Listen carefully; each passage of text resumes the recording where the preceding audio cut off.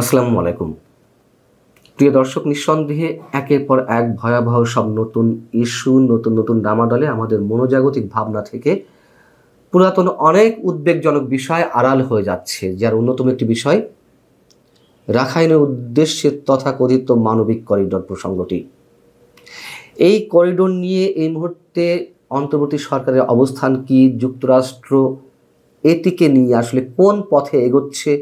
Corridor নিয়ে বাংলাদেশের ভবিষ্যৎ সেনাবাহিনীর অবস্থান, ভারতের করণীয়, চীনের পরিকল্পনা ইত্যাদি ইত্যাদি অনেক বিষয় আমাদের সামনে নতুন করে তুলে এনেছেন ভারতীয় সেনাবাহিনীর একজন সাবেক কমান্ডার, সাবেক লেফটেন্যান্ট জেনারেল অভয় কৃষ্ণ।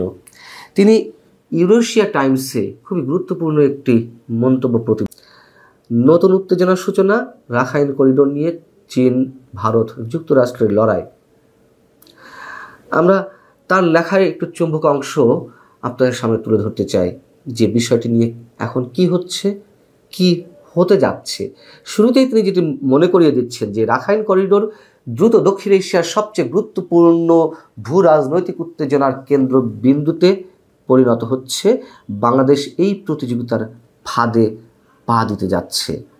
তিনি বলছেন যে ডক্টর ইউনূস তার মিত্র যুক্তরাষ্ট্র সহ পশ্চিমা বিশ্বের কারণে এই করিডোরে আগ্রহ দেখিয়েছেন। এটা আমরা সবাই জানি। সেই কথা তিনি মনে করিয়ে দিয়ে বলছেন যে একই সঙ্গে ইউনূস সামরিক বাহিনীর চাপের মধ্যেও রয়েছেন, যারা এই করিডোরকে একটি ফাঁদ হিসেবে দেখে। করিডোর নিয়ে সেনাপ্রধান জেনারেল ওয়াকারুজ্জামানের মন্তব্য এবং একই সঙ্গে 2025 ডিসেম্বরের মধ্যে নির্বাচন নিয়ে যে তার অভিপ্রায়, এই বিষয়গুলোকে কেন্দ্র করে সেনাবাহিনীর সঙ্গে সরকারের যে মতবিরোধ, সেটিকে তিনি একেবারেই কাকতালীয় বলে মনে করেন না। এবং এই ইস্যুতে জেনারেল ওয়াকারের যে দৃষ্টিভঙ্গি, সেটিকে তিনি তুলনা করেছেন 80-র দশকের পাকিস্তানের সঙ্গে। তার কারণ ওই সময়, আমি তার ভাষাতে একটু বলি, যে যখন সোভিয়েত বিরোধী মুজাহিদদের প্রতি মার্কিন সমর্থনের জন্য পাকিস্তানকে দীর্ঘমেয়াদী মূল্য চোকাতে হয়েছিল, যার মধ্যে ছিল রাজনীতিতে সামরিক শাসক জিয়াউল হক, সাবেক সামরিক শাসক পারভেজ মোশাররফ এবং পরবর্তী সরকারগুলোর অধীনে 4 দশকেরও বেশি সময় ধরে দেশে বিরাজমান অস্থিতিশীলতা।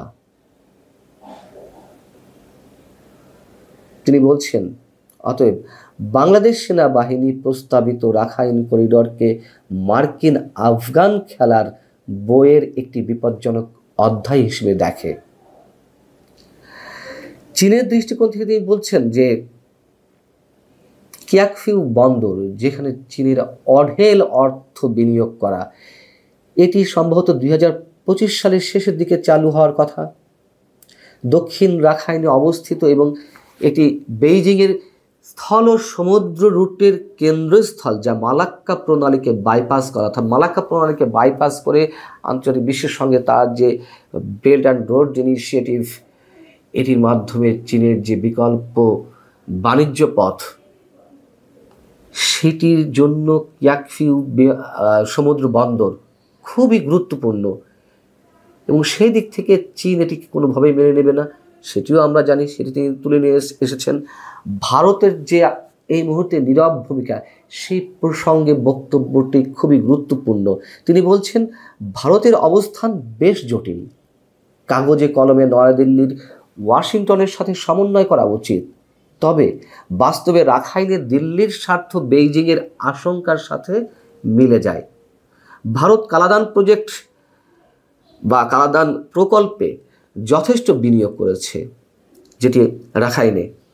তাই উত্তর পূর্ব অঞ্চলে বাণিজ্য ও যোগাযোগ উন্নত করার জন্য উত্তর রাখাইনে স্থিতিশীলতা প্রয়োজন। ভারতও নিশ্চয়ই মেনে নেবে না, এটাও আমরা বরাবরই বলে আসছি। আরও গুরুত্বপূর্ণ বিষয় হলো, পশ্চিমা গোয়েন্দা সংস্থাগুলোর তাদের ঝুঁকিপূর্ণ উত্তর পূর্বাঞ্চলে দখলদারিত্ব ভারত মেনে নিতে পারে না। তাহলে কি করবে?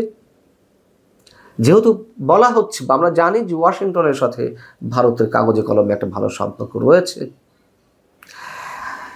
সেই জায়গা থেকে মিস্টার অভয় কৃষ্ণ তিনি বলছেন যে সেই জায়গা থেকে ভারতকে অবশ্যই নীরবে জেনারেল ওয়াকারের অবস্থানকে গুরুত্বের সঙ্গে ভাবতে হবে।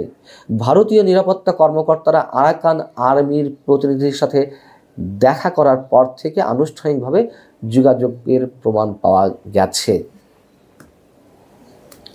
এখানে আবারও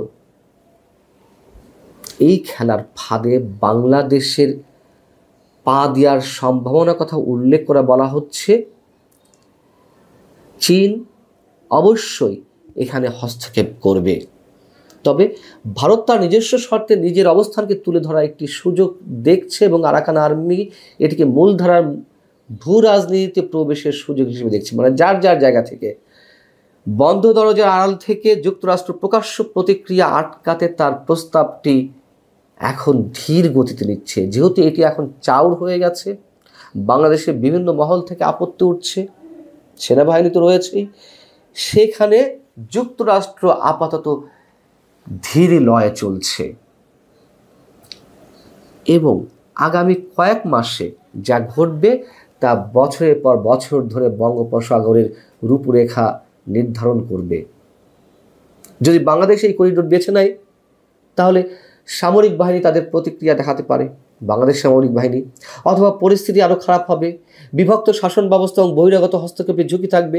যদি সেনাবাহিনী নির্বাচন অনুষ্ঠানের উপর জোর দেয় এবং করিডোরটি প্রত্যাখ্যান করে, তখন এখন এই মুহূর্তে অনেকেই সেনাবাহিনীর ভূমিকা নিয়ে নানান ধরনের কনফিউশনের মধ্যে রয়েছে, এটাও সত্যি কথা।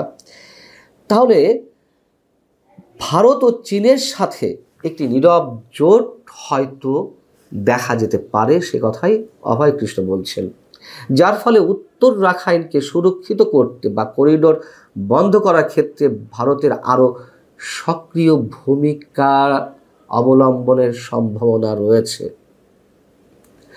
দিল্লির জন্য জেনারেল ওয়াকারকে সমর্থন করা বাস্তবসম্মত।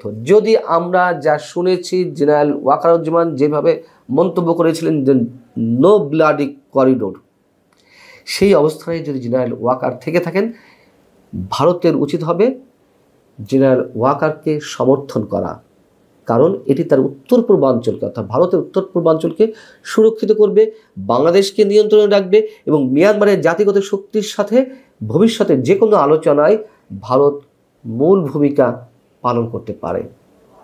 এবং সবশেষ এসে জেনারেল অভয় কৃষ্ণ বলছেন বাংলাদেশ এই মহান খেলার, মানে এত বড় খেলার একটি ভঙ্গুর কেন্দ্রবিন্দুতে এই মুহূর্তে অবস্থান করছে। তার নীতিগত পছন্দ নির্ধারণ করবে যে বাংলাদেশ সার্বভৌমত্ব বজায় রাখবে নাকি বহিরাগত উচ্চাকাঙ্ক্ষার জন্য একটি মঞ্চস্থল হয়ে উঠবে। বলা যায় প্রতিযোগিতা সবেমাত্র শুরু হয়েছে। এত সুন্দর করে কথাগুলো বলেছেন অভয় কৃষ্ণ, এবং সবচেয়ে শেষের যে কথাটি, প্রতিযোগিতা সবেমাত্র শুরু হয়েছে, আর বাংলাদেশ কোনটি বেছে নেবে এবং সেখানেও আমাদের স্বঘোষিত আন্তর্জাতিক খেলোয়াড় প্রধান উপদেষ্টা ডক্টর মোহাম্মদ ইউনূস, তার ভূমিকাটাও নিঃসন্দেহে অনেক গুরুত্বপূর্ণ। ভালো থাকুন, আল্লাহ হাফেজ।